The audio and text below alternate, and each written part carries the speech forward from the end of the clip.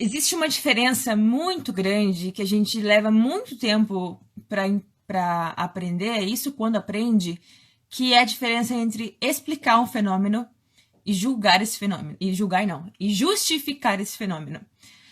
Muita gente que tem uma postura muito reativa para tudo, principalmente para aqueles assuntos que tocam, né, lá no fundo, diante de qualquer tentativa de qualquer pessoa de explicar algo que para ela é extremamente aversivo, já olha para aquela pessoa como se ela estivesse querendo justificar e passar a mão na cabeça do bandido, ai, coitadinho do réu.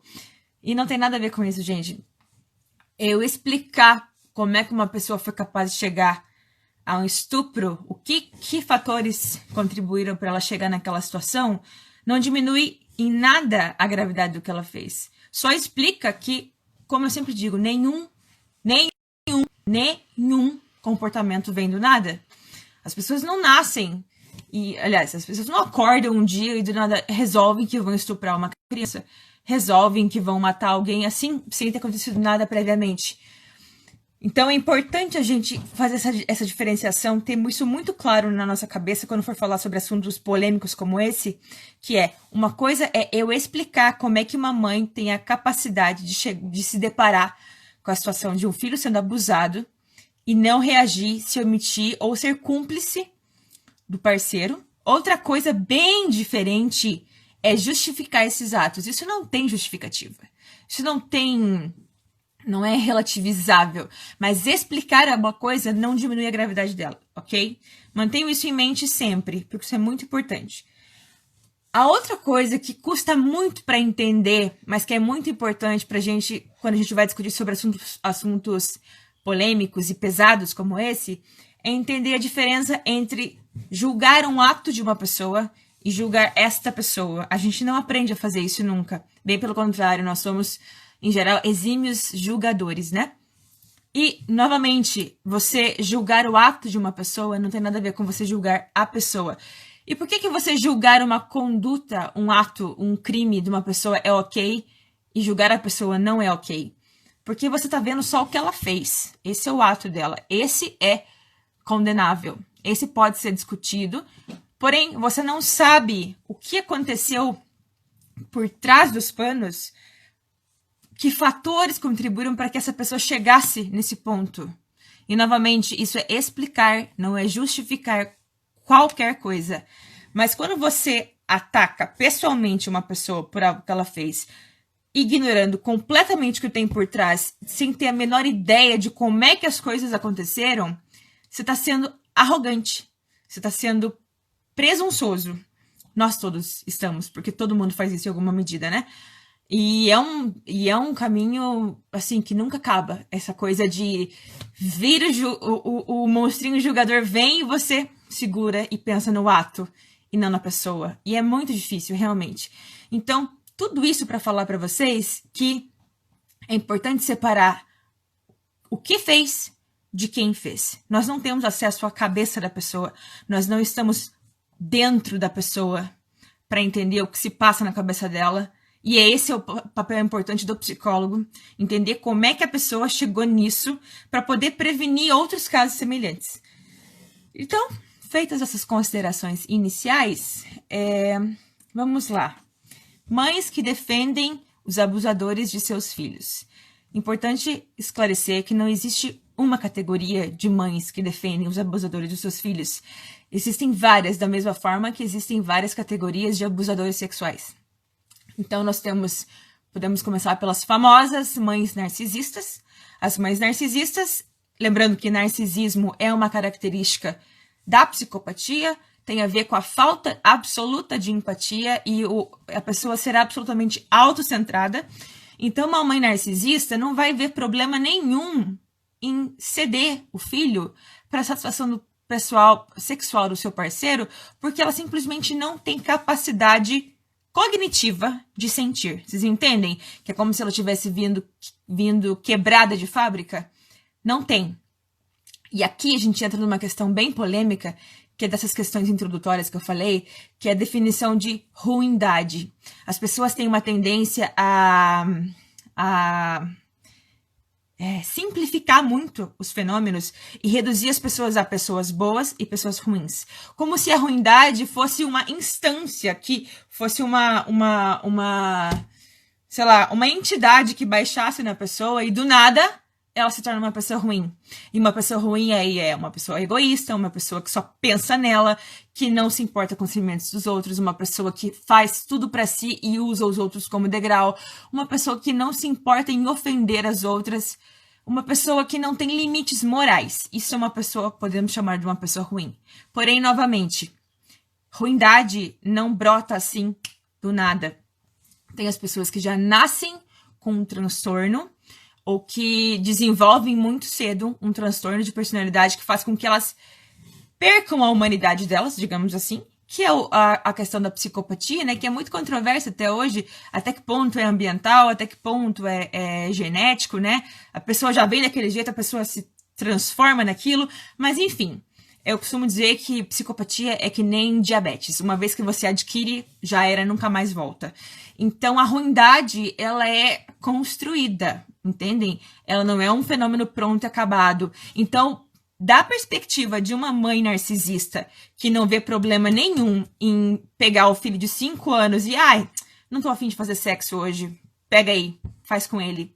Na cabeça doentia, quer dizer, a palavra não é doentia, mas vamos dizer assim, na cabeça disfuncional e quebrada dela, para ela aquilo tá ok, porque ela não tem capacidade cognitiva, ela não tem aparelho cognitivo suficiente para entender que aquilo que ela tá fazendo não tem o menor cabimento.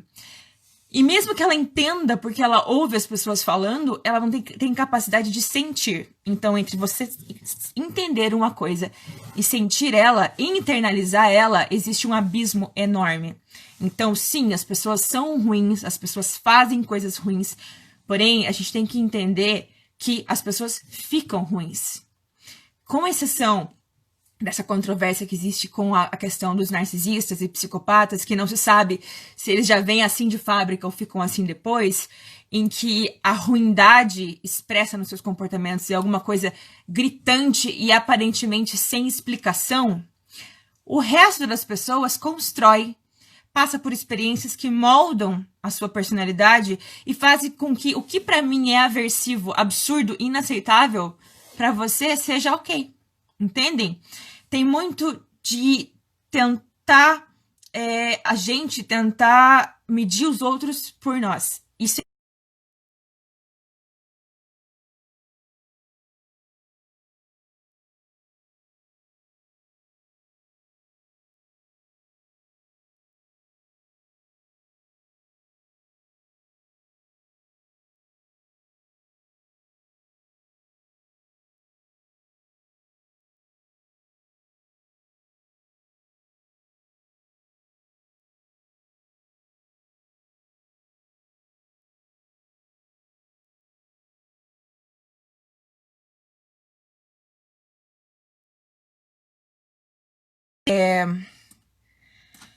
acontece bastante de... Vamos pegar primeiros exemplos de mães que não estão vendo, que não veem os abusos acontecer, ok? Tem aquelas que veem os abusos acontecerem e se omitem, e tem aquelas que simplesmente não enxergam os abusos. Então vamos começar por aquelas que não estão enxergando os abusos. Vocês têm que entender que, assim, dependendo da situação interna e da condição externa, dos fatores ambientais em que aquela mãe vive, com a família, às vezes tem mais filhos, por exemplo, é muito mais fácil, é muito melhor para ela não enxergar o que está acontecendo do que enxergar e ter que tomar uma providência. Porque vamos imaginar uma situação. Vou descrever uma situação para vocês que eu vi acontecer de perto, tá? Para vocês entenderem como isso é profundo e grave. Uma mãe que décadas depois admite para sua nora que ela sabia que o marido abusava dos filhos, mas ela não podia fazer nada porque ela dependia dele totalmente financeiramente. Ela estava longe da família dela. Se ela fosse embora com os filhos, ia todo mundo morrer de fome. Então ela fingia que não via Aliás, eu tô me confundindo agora, né? Porque eu já tô falando daquelas que vêm de fato. Mas vamos imaginar um caso desse em que a pessoa realmente não vê. A mãe fecha os olhos e não vê, não enxerga o que está acontecendo, porque se ela enxergar o que está acontecendo, ela vai ser obrigada a tomar uma atitude e essa atitude pode causar o estrago na vida de várias pessoas. Só que ela não sabe disso. Isso é inconsciente pela psicanálise, né? A análise do comportamento não tem essa nomenclatura, mas a gente pode entender o fenômeno. O fenômeno é o mesmo. Só varia um pouco com as explicações dele. Mas uma mãe que se vê numa situação em que ela tem vários dependentes, ela própria não tem, por N fatores, porque o marido não deixa, porque nunca aprendeu a fazer nada, enfim, isso é independente. Ela se vê numa situação em que ela não pode simplesmente ir embora, é mais fácil para a mente dela fingir que não tá vendo do que ver e ter que tomar uma atitude. Porque se ela não tomar uma atitude, aí ela vai sofrer muito e aí ela vai se tornar uma pessoa de fato ruim. Então, não ver é uma estratégia de defesa da pessoa. Acontece muito. Acontece assim, de estar a mãe aqui e o pai ali no sofá, abusando da filha debaixo da coberta. A mãe pode até notar alguma coisa estranha, mas simplesmente ela joga para baixo do tapete. Porque se ela perceber alguma coisa, ela vai ter que fazer alguma coisa, então é melhor nem perceber. Isso envolve muito dependência financeira e dependência emocional. E quando eu digo dependência emocional aqui, gente, eu estou falando de dependência total, em que a pessoa se esvaziou a um ponto que a única referência de vida dela é o outro. Isso é típico de relacionamentos abusivos, onde tanto a personalidade quanto a autoestima da pessoa, de uma das pessoas, é minada ao extremo até que não sobre nada dela. E ela se torna, sim, negação, Sofia.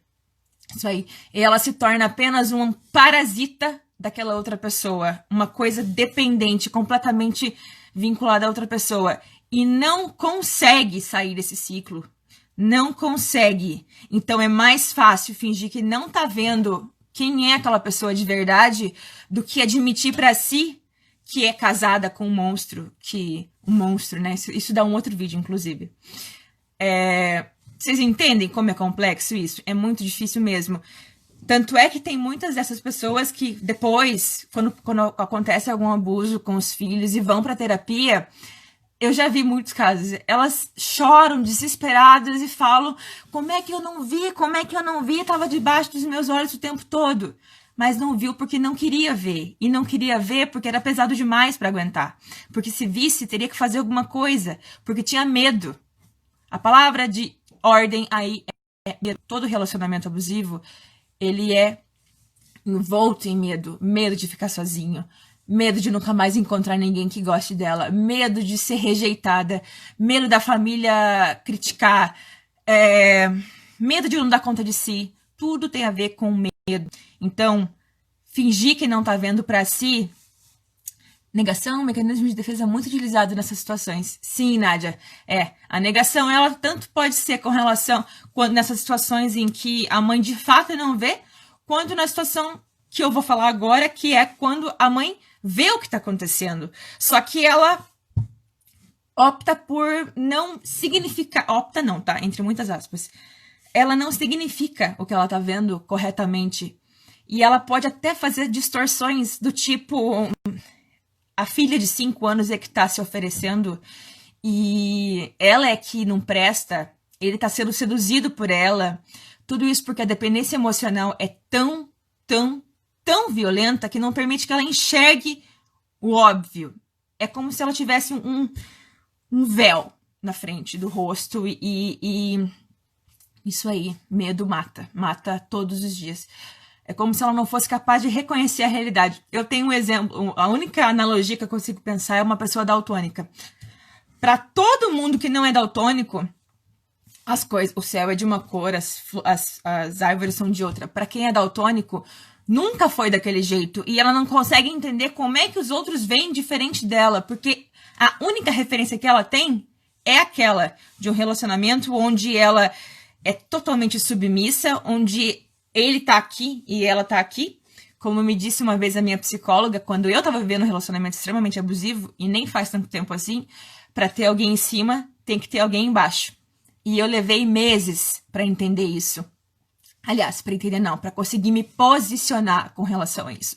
Só que eu, que tenho uma família estruturada, ou melhor, uma família funcional, que tenho apoio, que tenho condição de fazer terapia e me entender, encontrar as minhas falhas, os meus gatilhos, e uma pessoa que não tem acesso a nada, que não tem acesso ao mínimo.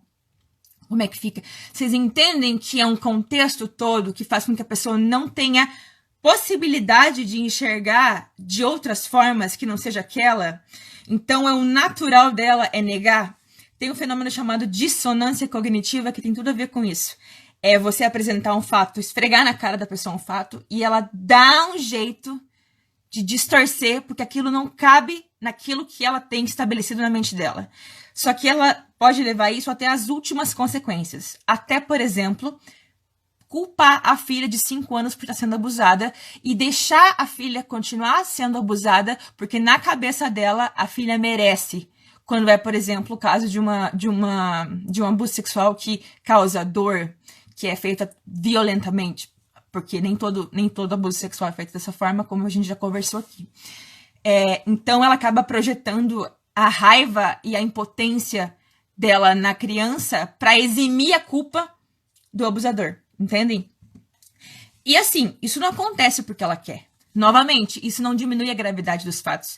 Isso não diminui o fato de que ela tem que responder judicialmente, criminalmente por isso, porque ela está numa posição legal, a gente chama de garante. É a pessoa que responde pelo bem-estar, pela proteção integral da criança. Se ela, na posição de garante, se omite, ela responde criminalmente igualzinho àquele que cometeu o estupro. Eu já cansei de ver casos, inclusive no tempo que trabalhei na promotoria, de pais, padrastos, que eram denunciados por estupro de vulnerável e a mãe era denunciada junto.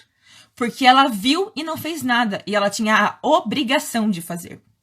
Só que, como eu falei, é um fenômeno extremamente complexo em que a mãe se vê num conflito enorme e não tem autonomia, não tem autoestima, não tem aparelho suficiente para entender que ela tem a obrigação de cuidar, que a criança é vulnerável e não o adulto, entendem? Até porque quando é uma situação assim bem escancarada, em que o homem induz a mãe a participar, a colaborar, a ser cúmplice, a lavagem cerebral, entre muitas aspas, é tão grande que ela realmente acredita que ela tá fazendo nada mais do que a obrigação dela. Porque a dependência emocional chega num ponto em que tudo vale para não perder aquele homem, como se ele fosse o único da vida. Isso começa com aquele tipo de discurso, eu poderia estar com qualquer uma, mas estou com você. Nunca ninguém vai gostar de você. Olha para você, você é um lixo. Pensem esse tipo de comportamento de um homem frente à sua parceira sistematicamente por uma vida toda. Vocês acham que quando chegar o momento que ela precisar se posicionar frente a uma violência que um filho dela estiver sofrendo e ela é completamente incapaz de se mover sozinha, ela vai ter força para fazer? Muitas vezes não vai. Deixa eu ver o que mais. A depressão, que está totalmente associada a isso aí, né? Todo esse quadro pode levar à depressão. E a depressão, ela literalmente, ela trava as pessoas. Ela faz com que as pessoas literalmente não consigam levantar da cama, que dirá reagir de acordo diante de um abuso que está acontecendo debaixo do nariz dela.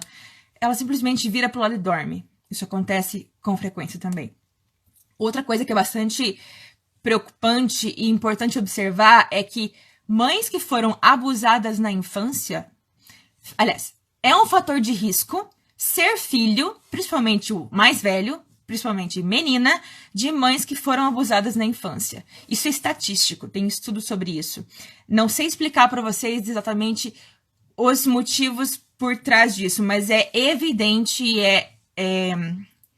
isso é comprovado por números que mães que são abusadas na infância têm uma tendência a negar os abusos que estão acontecendo com seus filhos, a não querer ver, porque eu imagino que seja assim, bem, eu passei por tudo isso aqui, não vou passar de novo. Então, se qualquer coisa me aparecer na frente, eu não vou ver, porque vai ser demais pra mim e eu vou enlouquecer. Eu imagino que deve ser por aí o raciocínio.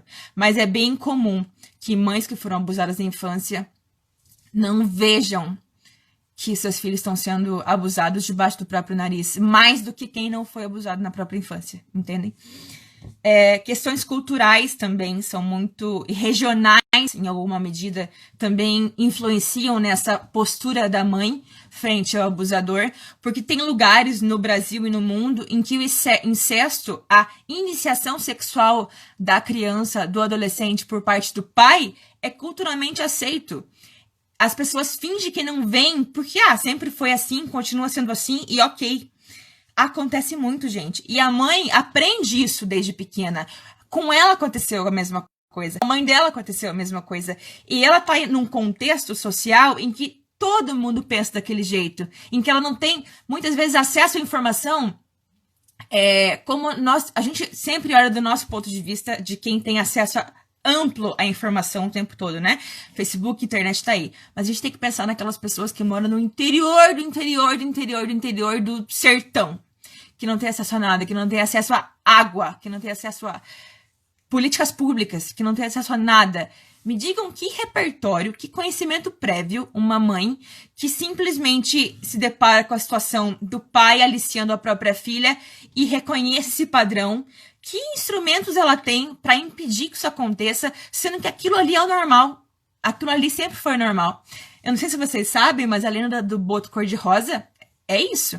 O boto cor-de-rosa surgiu para explicar as gravidezes, nem sei se existe essa palavra, misteriosas de crianças de 10, 11 anos que eram estupradas pelo próprio pai. Engravidavam e aí tinham que colocar a culpa em alguém, no boto. O pai é que não poderia ser, né?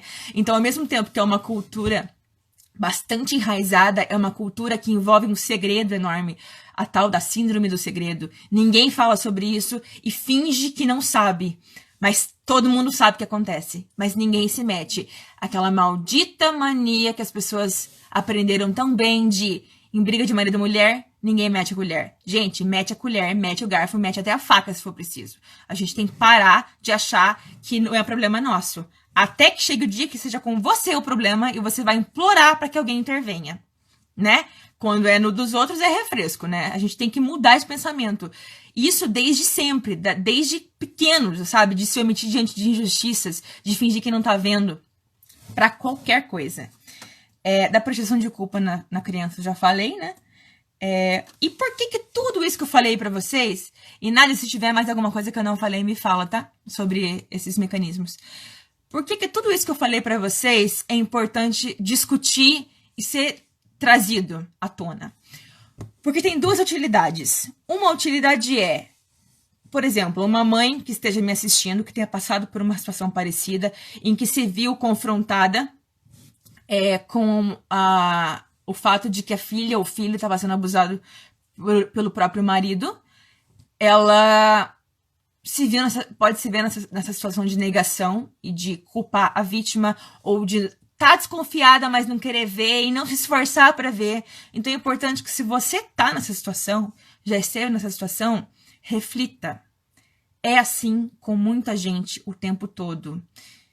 É um fenômeno explicável, porém não é justificável a partir do momento que você sabe o que está acontecendo. Se você sabe que seu filho, sua filha está sendo abusado e você, seja pelo motivo que for, por dependência financeira, dependência emocional, seja para qualquer coisa, isso faz de você uma estupradora também. Você tem obrigação de não destruir a vida dos teus filhos, permitindo que isso prossiga. Já não basta a tua vida e a dos tuas antepassadas, que possivelmente também foi destruída, porque isso é uma coisa pandêmica, sempre falo isso. Falar em pandemia agora tá complicado, né, porque a palavra tá na moda, mas eu sempre falei isso. Pandemia de abuso sexual nas famílias. É isso mesmo, Nádia, eu tinha esquecido. Falta de modelo familiar protetivo e de apoio familiar. Isso tem muito a ver com essa postura de se omitir do que tá vendo. Porque se eu, mãe, descubro que alguma coisa tá acontecendo dentro da minha casa, chama a polícia, chama o conselho tutelar, chama todo mundo, e a família cai de pau em cima de mim, porque tem que manter a família unida a qualquer custo, porque não tem uma rede de apoio familiar que força essa mãe, que já tá destruída, vai ter para procurar ajuda, para impedir o que tá acontecendo? Vocês entendem a gravidade da coisa? Como o olhar para isso tem que ser global? Não tem que ser apenas essa vagabunda tem que pagar, tem que morrer, desgraçada. Todos esses sentimentos são legítimos. Quem sou eu para falar que não são? Eu também sinto isso quando me deparo com um caso, por exemplo.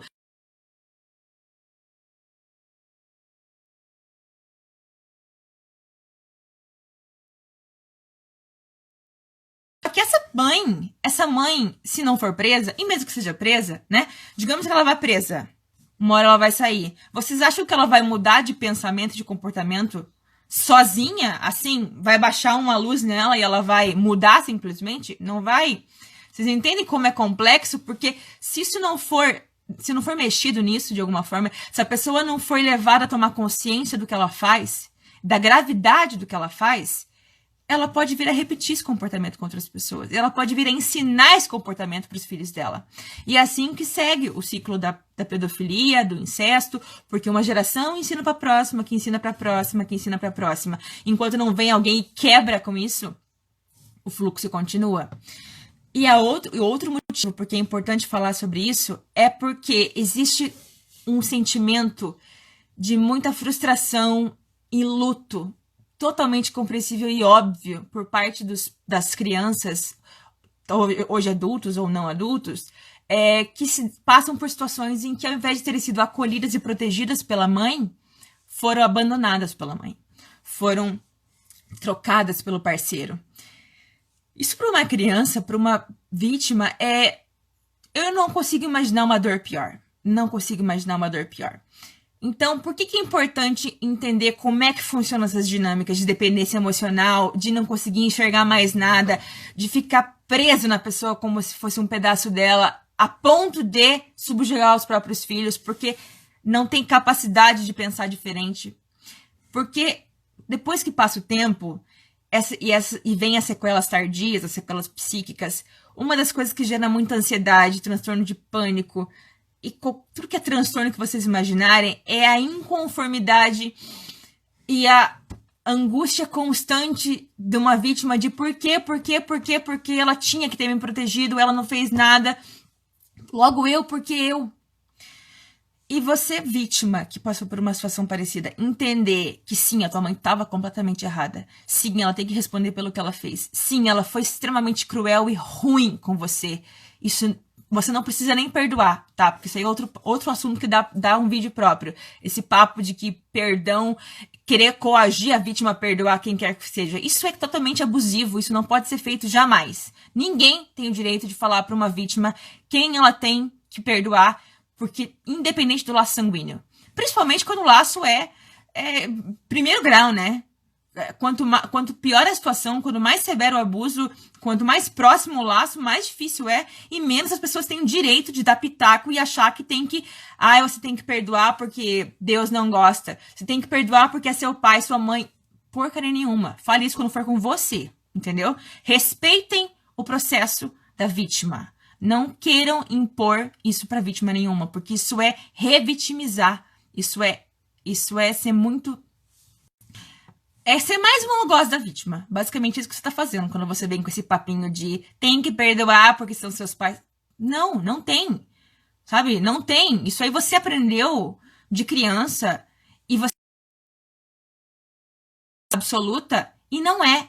Isso depende de criação. Isso depende de entendimento da pessoa. Ela não precisa que você venha pra ela e diga e dê mais esse fardo pra ela carregar, que é o de, eu não consigo perdoar, eu sou uma pessoa ruim. Você não é uma pessoa ruim. Você é uma pessoa extremamente machucada e que merece compreensão e empatia. A forma como você vai reagir é o que a tua mente, é o que a tua estrutura permite. Se você consegue perdoar, maravilha, parabéns pra você, ok, perfeito. Se você não consegue perdoar, maravilha também. Ninguém tem nada a ver com isso, ninguém tem o direito de te falar que você precisa perdoar. Então, tomar consciência desses mecanismos que acontecem em que a mulher se torna completamente dependente do marido, do pai da criança, né? A ponto de fingir que não tá vendo ou efetivamente não ver e não proteger, é importante para dar um pouco de paz para essa vítima. Porque conviver com o sentimento de porque eu, ela tinha que ter me cuidado, ela tinha que ter sido mais ligeira, é insuportável. Reforça ainda mais o sentimento de culpa que muitas vezes ela já carrega. Exatamente. Essa imposição de tem que perdoar, faz com que a vítima carregue mais um tijolinho de culpa, que já não são poucos, né? Então, tomar consciência de que tem fatores externos que contribuíram, várias coisas que contribuíram para que a tua mãe chegasse ao ponto de não exercer o papel de mãe que ela deveria, é importante para você se livrar do peso de ficar esperando isso dela. A partir do momento que você deixa de esperar isso da sua mãe, deixa de contar com isso, porque você entende que ela não tem capacidade, por N motivos, de ser para você aquilo que ela deveria ser por ser sua mãe, você supera, é como se tirasse o mundo das costas, porque você não espera mais aprovação, você não espera mais compreensão, você não espera mais que ela pense diferente, que ela aja diferente, porque você não tem mais expectativa. É uma espécie de luto. A partir do momento que você sofre e você passa a conseguir conviver melhor com a realidade de que sua mãe, quando é esse o caso, tá? Sua mãe nunca vai ser capaz de enxergar o mal que fez. Ou sua mãe não pode fazer mais do que ela fez porque ela não tinha força para isso, porque ela também tá toda quebrada, doente e toda estragada por dentro, porque ela cresceu numa família em que ela via os homens abusando das meninas, e isso era natural, então na cabeça dela é assim mesmo. Ou ela é uma mãe narcisista que é incapaz de sentir e vive em função dos próprios desejos e mais nada, como se fosse um bicho mesmo. Então, não esperar é o segredo. Não ter expectativas de que esses sentimentos, de que fosse diferente, é um caminho para sofrer menos. Porque já tá feito. Já aconteceu. Não tem como desacontecer. Cultura machista faz com que o homem se enxergue como superior no direito de cometer abusos contra mulheres. Sim, Kelly. Isso é uma construção.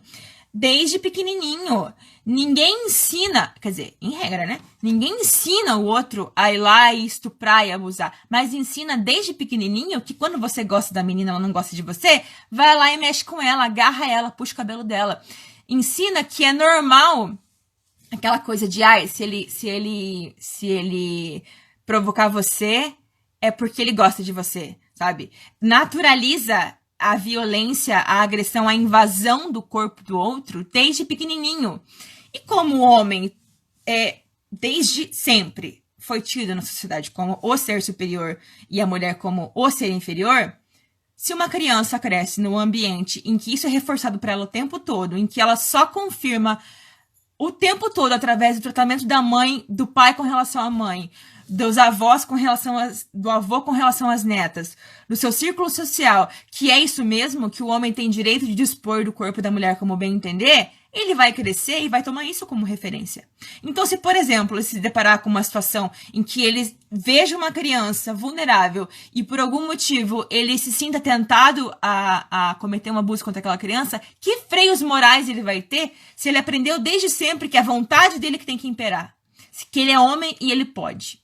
Entendem? Então, aquele ditado que é de pequeno que se torce pepino é muito verdade. Você tem que ensinar teu filho desde sempre que ele não tem direito de encostar nas pessoas, que o corpo é privativo das pessoas, que a vontade e o que é consentimento desde sempre. Isso também vale para educação, para prevenção de abuso sexual infantil. Mas isso a gente fala num outro momento. A Carla disse: eu fiz isso com relação ao meu pai ter ficado do lado do abusador, confesso, irmão dele. Pois é, Carla, nitidamente uma estratégia de negação, né? Você pode esfregar... A Carla, que comentou aqui agora, a Carla Vanessa, ela é uma ativista muito, muito ferrenha do tema, e ela gravou o abusador dela confessando o que fez, esfregou na cara de todo mundo, e ainda assim as pessoas continuam negando. Ela é o exemplo do que nós estamos falando, de que quando as pessoas não querem ver porque é demais para a cabeça delas, elas vão negar, independente do que você mostre para elas. Você pode mostrar um vídeo do abuso, ela vai continuar a conseguir negando. Parece impossível para nós, né? mas é assim que funciona. O nível de confronto, de dor, de vergonha, de exposição é tão grande que a pessoa simplesmente fecha os olhos e não vê mais nada. E eu tenho um exemplo bom para isso, que pode ser, que se aplica tanto a fechar os olhos e não ver mais nada, quanto a sentimentos, que é, meu exemplo, é uma dissociação. Não deixa de ser uma dissociação. Você dissocia a realidade daquilo que você quer ver. Então, eu aprendi desde muito cedo, por motivos óbvios, né? Os abusos recorrentes desde os 5 anos, como vocês bem sabem, a dissociar os meus sentimentos, a não sofrer. Então, tava ali acontecendo abuso e eu ficava naquele meu mantra de Deus faz parar, Deus faz parar, Deus faz parar, Deus faz parar. E é óbvio que eu nunca parava. A partir do momento que eu desligava, eu não sentia mais nada. E aí que eu me tornava uma presa mais fácil ainda, né? Uma boneca inflável que ele fazia o que bem entendia. Mas não sentir nada é uma estratégia de defesa. Porque daí, se você não sente nada, nada te atinge, nada te machuca. Entende? O problema é que você cresce não sentindo nada pra tudo. E aí você acaba se tornando uma pessoa que não sente nada nem pra bem, nem pra mal. Mas disso a gente fala num outro vídeo, porque esse vídeo já está enorme. E eu não sei como é que vocês estão aqui ainda. Mas, gente, eu acho que é isso por hoje. Vão lá. Quando eu acabar esse vídeo aqui, eu vou deixar ele disponível lá na página do projeto Não Conta Pro Seu Pai, no Insta, tá? Só tô fazendo por aqui porque tem mais gente aqui. E me sigam lá, me sigam aqui também, porque daí vocês vão acompanhando os meus posts e sabem quando virão os próximos vídeos e sobre o que a gente vai falar, tá bom? Obrigada por assistirem até aqui e um beijo pra todo mundo. Tchau!